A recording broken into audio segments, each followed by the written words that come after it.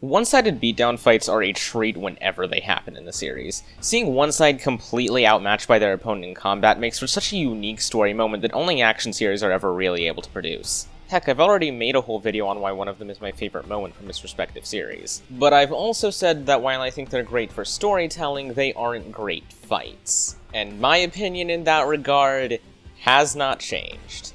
At all. But I would like to go into a little more depth on why I feel that way. I think the main issue with Curbstomp fights is pretty simple. Because they're entirely focused on showing how one side is strictly more powerful than another, they tend to end up sacrificing choreography, complexity, or creativity. All of that is basically pushed to the side because these fights are demonstrations of raw power. That's not to say they don't have their own merit. They're great at evoking feelings of satisfaction or horror depending on the context.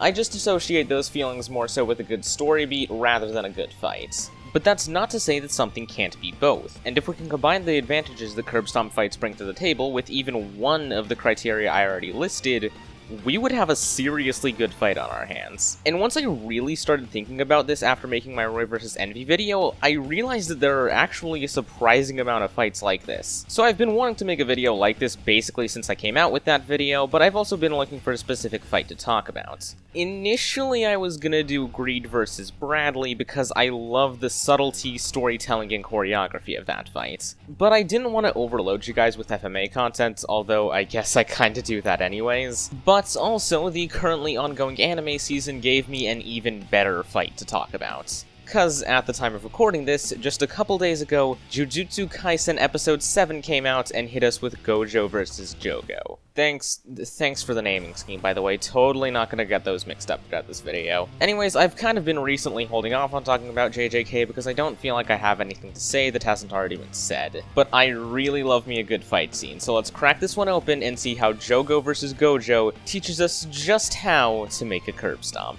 Admittedly though, this fight really isn't all that complex, but the choreography is solid and it nails creativity. Jogo's arsenal is surprisingly diverse, and while Lava Man's gimmick of fire and explosions may seem obvious, the number of different ways he has to apply elements that have been seemingly exhausted in action stories is really impressive. I can't really say that I've seen a character with fire powers that fights particularly similarly to Jogo, and I'm surprised that I can say that. But from deployable volcanoes to exploding bugs, having him be the one on the back foot in this fight is actually a really smart decision. It allows us to see him desperately pull every trick out of his hat as he tries to fight the #1 Jujutsu sorcerer. But if you've actually seen the episode, you know lava isn't the ability everyone is freaking out about. Jogo's arsenal may be diverse, but Gojo Satoru's is infinite. I mean, not actually, he basically only has one ability.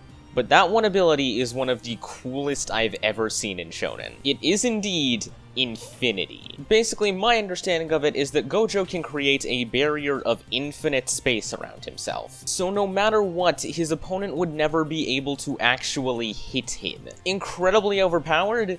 Yes. Insanely cool? Yes! But of course, naturally giving Gojo an ability this strong means that he doesn't even have to try to win this fight. And that could easily be really problematic, especially with choreography as one of my major criteria. But Gojo just being Gojo manages to save the fight in that area. It really isn't much of a surprise considering how the first couple of episodes set him up as the sort of goofy mentor type. But this man cannot sit still during his fight, and he looks like he's loving every second of it. As soon as Gojo goes on the offensive, we get some really solid choreography of these two dashing through a forest fighting each other. Serious credit to Studio Mappa on this one. They've been doing a pretty great job all series, but this episode really stood out in terms of animation. Albeit episode 4 still might be slightly better in the animation department. And that's not even to mention the OST used in this section, which I can't even describe without just letting you listen to it for yourself.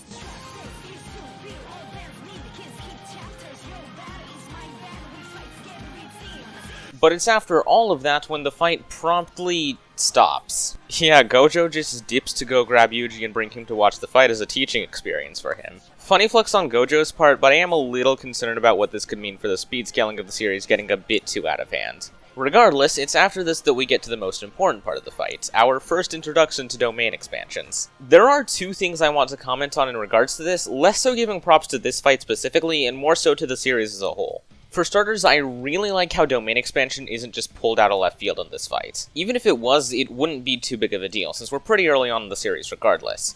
But since we got to see Sukuna do it a few episodes back in his fight with the special grade, that means that this fight gets the bonus of acting as sort of a cool reveal of what Sukuna pulled off back then, as well as just acting as a general introduction to domain expansions. And the conversation where Gojo is explaining to Yuji what they are is just really charming and I like it a lot. It's not particularly subtle exposition, but it's still really enjoyable. But speaking of domain expansions, what an insanely cool power system this fight introduces. The idea of fights centered around each side changing the entire battlefield to suit their fighting style is something incredibly unique. And I'm really excited to see what the series does with it in future, less one-sided encounters. But even if neither of those praises are directly about this fight, they still end up benefiting it, because this is where all of those concepts converge. But even if the power system is really great, that doesn't mean it's going to have an equally great introduction. Case in point, like 80% of Part 3 stands. But thankfully, domain expansions don't have that problem. Jogo's is pretty cool, but once again, the real star of the show is Gojo. Continuing on with his theme of infinite space, his domain expansion is a void. An infinite void that he traps his opponent in.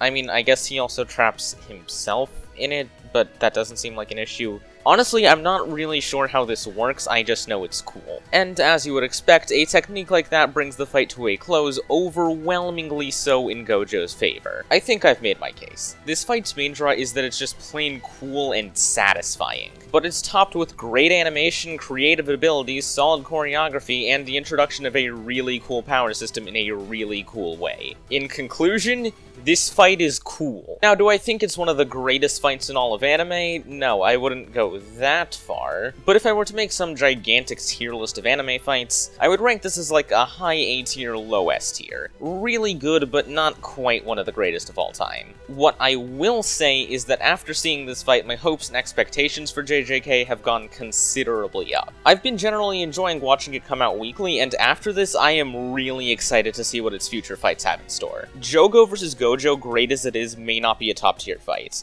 but now I'm seriously hoping that this series will be able to produce one.